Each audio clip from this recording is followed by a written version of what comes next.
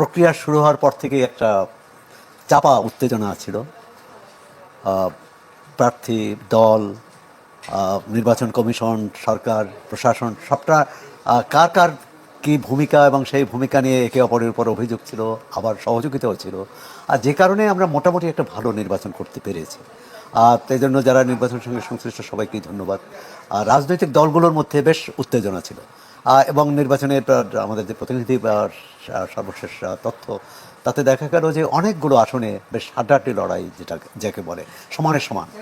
কেউ হয়তো 5,000 ভোটে এগিয়ে জিতেছেন, কেউ হয়তো হেরেছেন, কিন্তু লড়াইটা এমন ছিল যে চূড়ান্ত ফলাফলের আগে বলা যেত না যে কে জয়ী হবে, কে পরাজিত। একদমই। আমরা ঢাকা 17 আসনেও কিন্তু দেখেছি যেখানে বিএনপি চেয়ারম্যান তারেক রহমান নির্বাচন করেছেন, সেখানেও জামাতের প্রার্থীর সাথে তার ব্যবধান কিন্তু খুব বেশি না।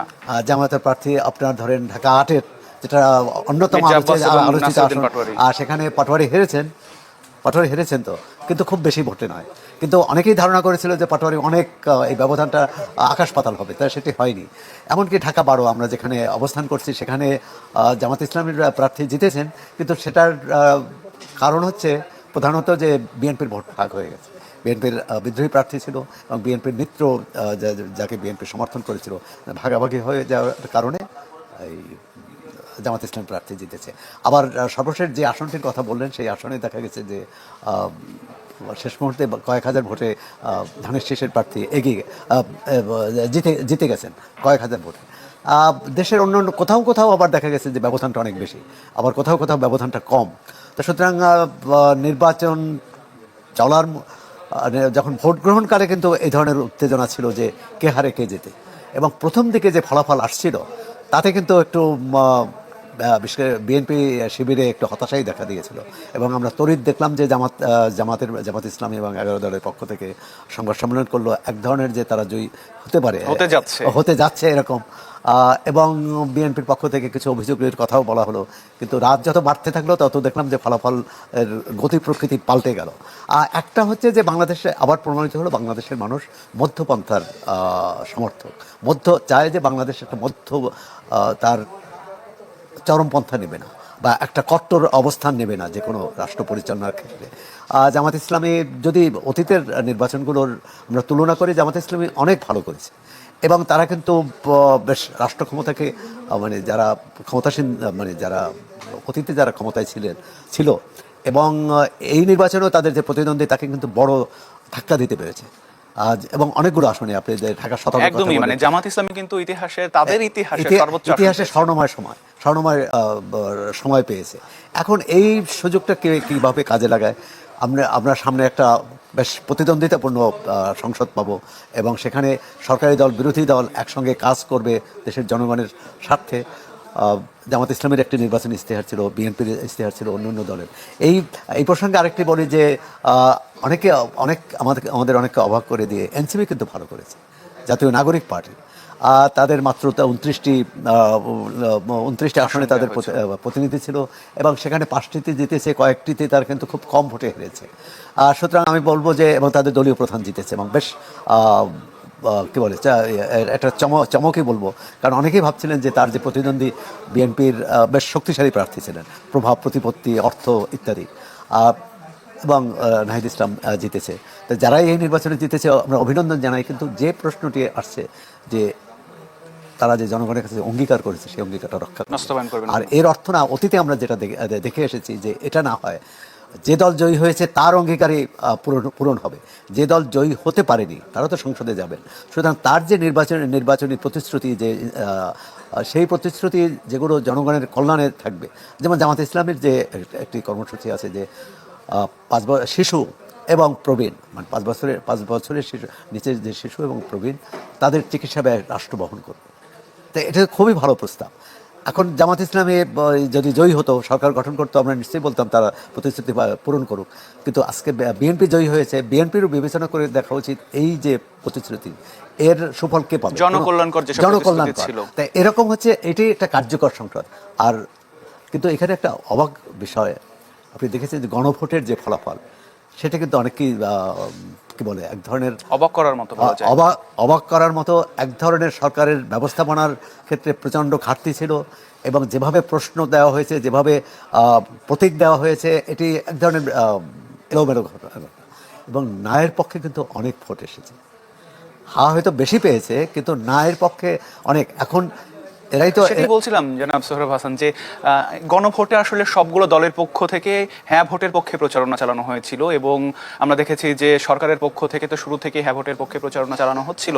শেষ পর্যন্ত বিএনপিও কিন্তু বেশ আলোচনা সমালোচনার পর বিএনপি চেয়ারম্যান তারেক রহমানও কিন্তু হ্যাঁ ভোটের পক্ষে সমর্থন চেয়েছেন। তারপরও আমরা দেখছি যে না ভোটের কিন্তু একটা বড় অংশ এসেছে, যদিও আমরা আনুষ্ঠানিকভাবে এখনো পুরোপুরি ফলটা পাইনি, বাট আমরা সংখ্যাটা দেখছি যে না ভোটের সংখ্যা কিন্তু এর একটা কম না। কারণ যে এই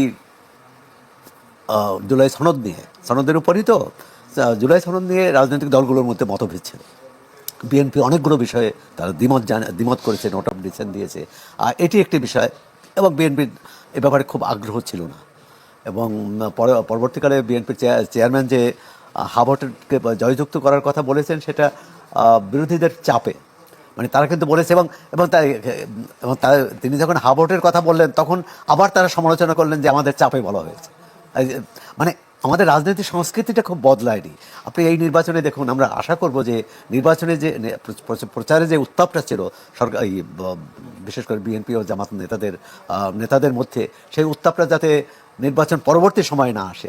আরেকটি বিষয় যে কোনো নির্বাচনে আমরা দেখি যে নির্বাচনের পর প্রান্তিক জনগোষ্ঠী বা যারা যারা দরিদ্র জনগোষ্ঠী, সংখ্যালঘু, তাদের উপর এক ধরনের চাপ থাকে, হামলার ঘটনাও ঘটে।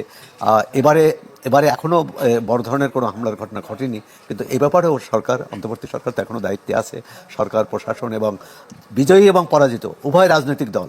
কারণ পরাজিত হলে ভাবে যে এদের জন্যই আমি পরাজিত হয়েছি, আবার বিজয়ী তারা কোনো দায়িত্ব নিতে চায় না। তারা মনে করে যে না, তাদের ভোটে না, আমার দলের সাংগঠনিক ক্ষমতার দ্বারাই। এই নির্বাচনে অনেকগুলো আমাদের শিক্ষণীয় বিষয় আছে এই নির্বাচন থেকে। আর একটা হচ্ছে যে ভালো নির্বাচনও করা যায় যদি সদিচ্ছা থাকে। তাহলে যেমন আমরা 3টি নির্বাচনে, আওয়ামী লীগ আমলে 3টি নির্বাচন দেখেছি, একেবারেই নির্বাচনের নামে প্রহসন। কোনোটায় বিরোধী দল এসেছে, কোনোটায় আসেনি, আসলেও তাদের ভোটাধিকার। 24 আমরা দেখেছি যে 24 আমিটামি নির্বাচন, তার আগে রাতের ভোট, তার আগে কি বলে বিনা ভোটে এমপি হওয়া। এর থেকে যে বেরিয়ে আসা, এটি আমি মনে করি যে এই নির্বাচনে একটি মাইল ফলক হতে পারে, একটি দৃষ্টান্ত হতে পারে যে না, আমরা বাংলাদেশের মানুষ ভালো নির্বাচন করতে পারে, যেটা আমরা 91-এ প্রমাণ করেছি, 96-এ প্রমাণ করেছি, 2001 বা 8-এও। হ্যাঁ, তারপর কিন্তু যদিও ওইসব যারাই ওইসব নির্বাচনে হেরেছে, তারা সূক্ষ্ম কারচুপি, স্থূল কারচুপির কথা বলেছে। আমরা চাই যে এই নির্বাচনটা আমরা ভালো মতো করতে পারলাম। এরপর এই রাজনৈতিক নেতৃত্বেরই দায়িত্ব যে সংসদটাও আমরা ভালোভাবে চালাবো, সরকারটা ভালোভাবে চালাবো। সরকার মানে শুধু বিজয়ী দলের নয়, সরকার কিন্তু বিজয়ী দল, সরকার, বিরোধী দল এবং সমগ্র জনগোষ্ঠীর সরকার। আমরা অতীতে দেখেছি যে দলই জয়ী হয় দলীয় সরকার হয়ে যায়, সেটা নামে বেনামে দলীয় সরকার, যেটা বিএনপি সরকার। তা আমরা চাইবো ভবিষ্যতে যে এরকম দলীয় সরকার না হয়, তার কোনো কর্মকাণ্ডে যে এটি যাতে প্রতীয়মান না হয়। সে দলের প্রতি, দলীয় লোকদের প্রতি, দলীয় নেতাকর্মীদের প্রতি বিশেষ সুবিধা দিয়েছে, অন্যায্য সুবিধা দিয়েছে। আপনি এটা রাজুকের ফ্ল্যাট বরাদ্দ থেকে শুরু করে সব ক্ষেত্রে, যে কারণে জুলাই সনদে যেসব সংস্কারের কথা বলা হয়েছে, এই সংস্কারগুলো আমরা আশা করব যে সরকারি দল, বিরোধী দল এই বিষয়গুলো নিয়ে তারা কাজ করবেন না। আপনি বলছিলেন কিছুক্ষণ আগে যে এই নির্বাচনের জয়ের পরেও বিএনপির জন্য বেশ কিছু চ্যালেঞ্জও থাকবে। জামাতের পক্ষ থেকে একটা বড় সংখ্যায় আসন যেহেতু তারা পাচ্ছে, ফলে সংসদে একটা শক্ত বিরোধিতার মুখে পড়তে হবে। কি মনে হয় আপনার কাছে, জামাত জোট আসলে কতটা প্রতিরোধ বা তারা আসলে কতটা বিরোধিতা করতে পারবে শক্ত অবস্থানে থেকে? আসলে আমাদের অতীতের রাজনৈতিক সংস্কৃতি থেকে বেরিয়ে আসতে হবে। প্রথমত হচ্ছে বড় বিরোধী দল বড় হলেই যে চ্যালেঞ্জ হবে, সেটি নাও তো হতে পারে, হওয়া উচিত নয়। কারণ সংসদে সরকারি দল, বিরোধী দল যেই ন্যায্য কথা বলবে, যেই ন্যায্য প্রস্তাব দেবে, ন্যায্য বিল আনবে, সেটি পাশ হওয়া উচিত। এবং সংসদীয় কমিটি থাকবে। এই নির্বাচনে ডেপুটি স্পিকার বিরোধী দল থেকে নেওয়া হবে। আপনি চ্যালেঞ্জের কথা বলছেন, চ্যালেঞ্জ নিশ্চয়ই আছে, কিন্তু চ্যালেঞ্জের পাশাপাশি একটা সুযোগও থাকবে, সেটাও কিন্তু আমাদের মনে রাখতে হবে। কারণ অতীতে সরকারি দল, বিরোধী দলের সম্মিলিতভাবে সংসদকে কার্যকর করা, টেকসই করা এবং সংসদকে জনমানুষের আকাঙ্ক্ষার প্রতীক করা, এই কাজটি হয়নি। তাই এই নির্বাচনে হ্যাঁ, জামাত একটা চ্যালেঞ্জ হতে পারে, কিন্তু চ্যালেঞ্জটা মোকাবেলার ইতিবাচক দৃষ্টিভঙ্গি দিতে হবে চ্যালেঞ্জটি মোকাবেলার জন্য। যদি সংখ্যাগরিষ্ঠতার জোরে যে কোনো আইন পাশ করা যায়, আর 2/3 হলে তো কথাই নেই। মানে নারীকে পুরুষ এবং পুরুষকে নারী ছাড়া সব কিছু করতে পারে জাতীয় সংসদ। তা আমরা মনে করি যে সেটা করবে না। সংসদে প্রাণবন্ত আলোচনা হবে, বিতর্ক হবে, কিন্তু বিদ্বেষ ছড়ানো হবে না, ঘৃণা ছড়ানো হবে না। আপনি দেখেছেন যে নির্বাচনী প্রচারে একটা মাঠে ময়দানে নেতারা বক্তৃতা দিয়েছে, সেখানে কিন্তু এক ধরনের আক্রমণাত্মক ভাষা ব্যবহার করা হয়েছে। সংসদে একটা রীতি আছে, সংসদেও ভাষা ব্যবহার করবে। এই সংসদে 2-1 কিন্তু স্বতন্ত্র প্রার্থী জয়ী হয়েছে। আমরা আশা করব যে তাদের কথাও শোনা, কারণ এমন না হয় যে সরকারি দল আর বিরোধী দল মিলেই সংসদ, এখানে যে অন্য ভিন্ন কণ্ঠস্বর থাকতে পারে সেটাও কিন্তু যারা নির্বাচিত হবে, বিশেষ করে সরকারি দলকে মনে রাখতে হবে। আরেকটি চ্যালেঞ্জে পড়তে হবে সরকারি জাতীয় ঐকমত্য কমিশন এবং জামাত ইসলামী সহ অন্যান্য দল, এনসিপি সহ, তাদের একটা বড় দাবি ছিল যে একই ব্যক্তি সংসদ নেতা, প্রধানমন্ত্রী এবং দলীয় প্রধান না হন। কিন্তু বিএনপি বলেছে এটি তাদের নির্বাচনী অঙ্গীকার বা নির্বাচনী তারা এটার সাথে দ্বিমত পোষণ করেছে। জুলাই সনদের এই প্রস্তাবে তারা দ্বিমত পোষণ করেছে। এখন দ্বিমতের ক্ষেত্রে কোনটা অগ্রাধিকার পাবে? এক হচ্ছে জনগণের কাছে তারা নির্বাচনী ইশতেহার নিয়ে গিয়েছে, জনগণ তাদের পক্ষে রায় দিয়েছে, এটি একটি। আবার জুলাই সনদে আছে যে এই করা যাবে, এই করা যাবে না, বা সেখানে বিএনপি স্বাক্ষর করেছে। এখন বিএনপি এই যে নোট অফ ডিসেন্ট দিয়েছে, কিন্তু তারপরে তো স্বাক্ষর করেছে। এখন এখানেও আমি মনে করি যে এটি বড় বাধা হবে না যদি সহযোগিতার মানসিকতা থাকে দুই পক্ষেরই। সরকারি দলের সহযোগিতা মানসিকতা থাকতে হবে, বিরোধী দলেরও। আবার যদি বিরোধী দল এমন অবস্থান নেয়, অতীতে যেটা দেখা গেছে যে কোনোভাবেই সরকারি দলকে ছাড় দেওয়া হবে না, মাসের পর মাস, বছরের পর বছর সংসদ বর্জন, এই বর্জনের সংস্কৃতি থেকে বেরিয়ে আসতে হবে, দখলদারি সংস্কৃতি থেকে বেরিয়ে আসতে হবে।